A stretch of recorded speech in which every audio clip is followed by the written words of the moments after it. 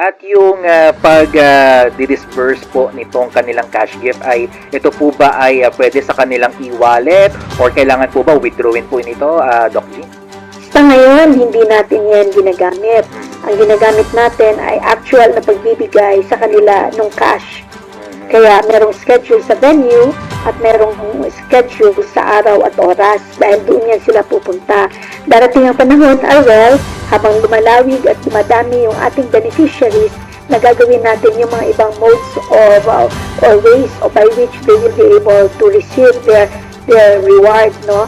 So, pwede yan GCash, Paymaya, yung kanilang current na mga land bank na mga cards, pwede yun. Subalit, that is in the future.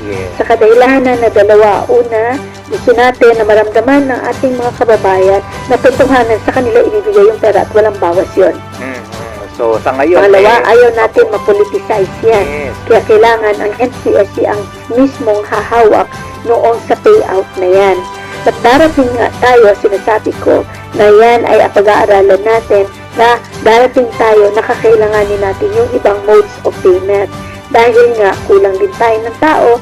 Pangalawa, napansin ko, mas mahal pa ang pumunta sa isang malayang lugar, no, doon sa travel expenses ng ating magbibigay kaysa kung ibigay na lang natin sa ibaba via GCash, Paymaya o kaya sa LGU.